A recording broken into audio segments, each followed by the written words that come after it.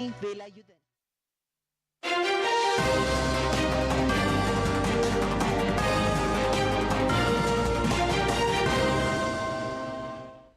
नमस्कार, स्वागत है आप सभी का डीडी न्यूज के इस विशेष सांकेतिक भाषा के बुलेटिन में।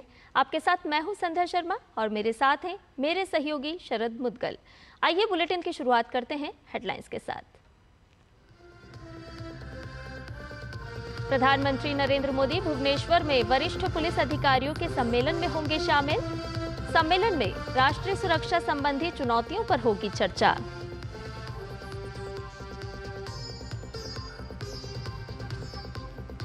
चक्रवाती तूफान फेंजल के आज दोपहर महाबलीपुरम और कराईकल के बीच तट से टकराने की आशंका, मौसम विभाग ने रेड अलर्ट किया जारी।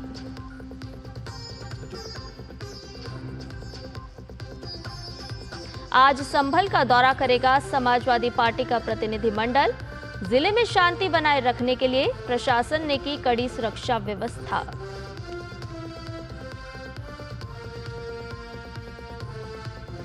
यूक्रेन के राष्ट्रपति जेलेंस्की ने संघर्ष विराम स्वीकार करने का दिया संकेत, बदले में नाटो से सुरक्षा की मांगी गारंटी।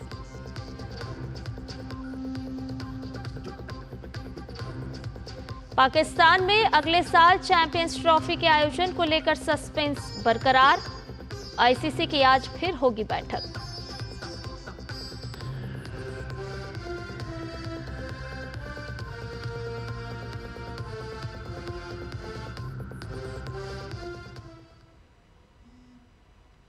और आइए अब खबरों को जान लेते हैं विस्तार से।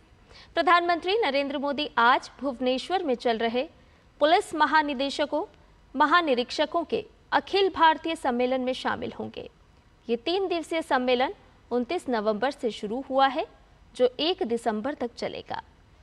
सम्मेलन देश के वरिष्ठ पुलिस पेशेवरों और सुरक्षा प्रशासकों को राष्ट्रीय सुरक्षा से जुड़े विविध मुद्दों पर स्वतंत्र रूप से चर्चा और अपनी प्रतिक्रिया व्यक्त करने के लिए एक संवादात्मक मंच प्रदान करेगा।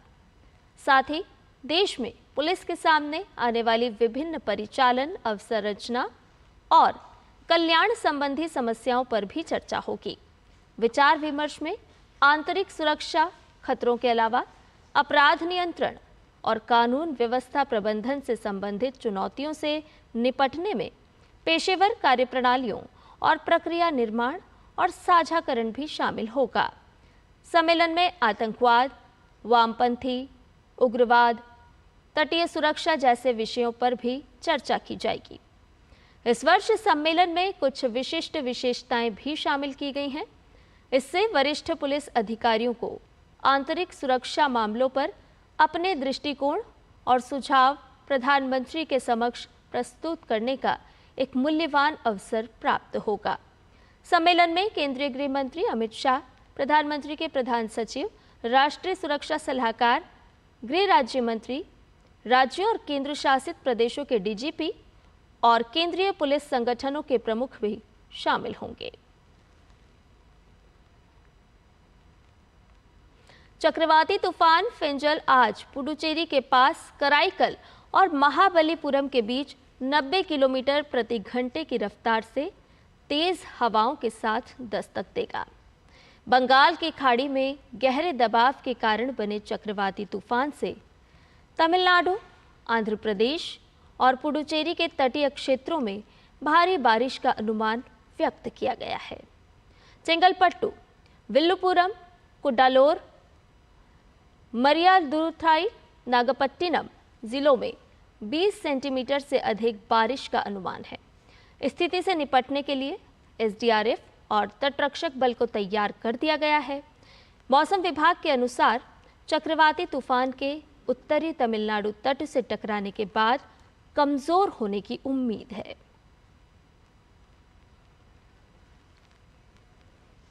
तमिलनाडु में चक्रवाती तूफान फेंजल के प्रभाव के कारण चेन्नई शहर के मौसम में बदलाव देखने को मिल रहा है।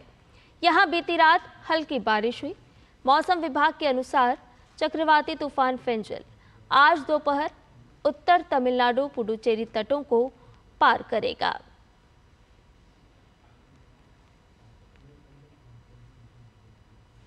संभल में जामा मस्जिद के सर्वे के बाद भड़की हिंसा की जांच के लिए समाजवादी पार्टी का 15 सदस्यीय प्रतिनिधिमंडल आज संभल का दौरा करेगा।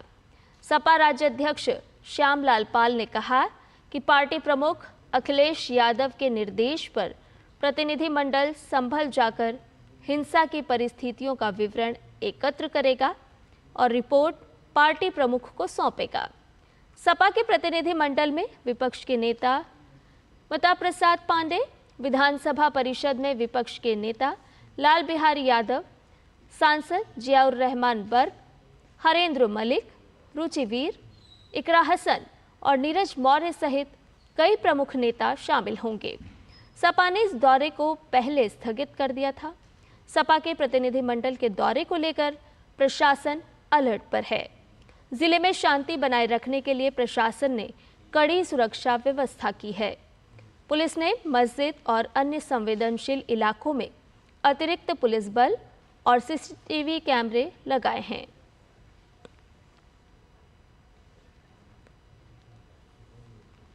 उपराष्ट्रपति जगदीप धनखड़ आज अरुणाचल प्रदेश के दौरे पर रहेंगे। उपराष्ट्रपति दोईमुख में राजीव गांधी विश्वविद्यालय के 22वें दीक्षांत समारोह में मुख्य अतिथि के तौर पर शामिल होंगे। इसके अलावा उपराष्ट्रपति ईटानगर में अरुणाचल प्रदेश विधानसभा के विशेष सत्र को भी संबोधित करेंगे।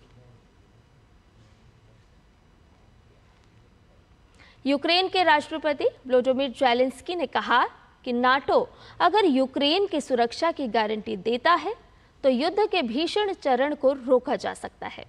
ज़ेलेंस्की ने कहा कि इस समझौते के तहत अगर नाटो यूक्रेन के बाकी हिस्सों को सुरक्षा प्रदान करता है तो वे युद्ध को समाप्त कर सकते हैं।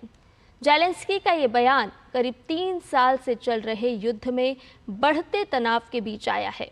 रूस ने इस सप्ताह कीव में सरकारी इमारतों पर हमला करने की धमकी दी है और यूक्रेन के ऊर्जा क्षेत्र पर बड़े पैमाने पर हवाई हमला किया है। ज़ेलेंस्की ने ब्रिटेन के स्काई न्यूज़ को कहा कि यदि हम युद्ध के इस उग्र चरण को रोकना चाहते हैं तो हमें यूक्रेन के उस क्षेत्र को नाटो के क्षेत्र के नीचे ले जाना चाहिए जो कि यूक्रेन के नियंत्रण में है। साथ ही ज़ेलेंस्की ने कहा कि ये काम तेज़ी से करने की ज़रूरत है और यूक्रेन कूटनीतिक तरीके से अपने क्षेत्र के दूसरे हिस्से को वापस पाना चाहता है। इस महीने की शुरुआत में डोनाल्ड ट्रंप के अमेरिकी राष्ट्रपति चुनाव जीतने के बाद संभावित युद्ध विराम या शांति समझौते की चर्चा तेज हो गई है। आईसीसी चैंपियंस ट्रॉफी के पाकिस्तान में आयोजन को लेकर अंतर्राष्ट्रीय क्रिकेट परिषद की बैठक आज फिर होगी। कल हुई बैठक में चैंपियंस ट्रॉफी के कार्यक्रम पर आम सहमति नहीं बन पाई। मेजबान पाकिस्तान ने कल टूर्नामेंट की मेजबानी के लिए हाइब्रिड मॉडल को अस्वीकार कर दिया था। ये बैठक संक्षिप्त रही क्योंकि पाकिस्तान क्रिकेट बोर्ड के प्रमुख मोहसिन नकवी ने स्पष्ट कर दिया कि सरकार की मंजूरी के अभाव में भारत के उनके देश की यात्रा करने से इनकार करने के बावजूद हाइब्रिड मॉडल स्वीकार्य नहीं होगा। इस बीच कल दिल्ली में विदेश मंत्रालय ने बीसीसीआई के रुख को दोहराया कि सुरक्षा कारणों से भारतीय टीम पाकिस्तान नहीं जा सकती। बीसीसीआई सचिव जय शाह ने ऑनलाइन बैठक में हिस्सा लिया। शाह 1 दिसंबर को नए आईसीसी प्रमुख के रूप में कार्यभार संभालेंगे। सिंगापुर में खेली जा रही विश्व शतरंज चैंपियनशिप के 5वें दौर में आज भारत के डी गुकेश और चीन के डेंग लिरेन आमने सामने होंगे। इस टूर्नामेंट में दोनों खिलाड़ियों के बीच कड़ा मुकाबला देखने को मिल रहा है।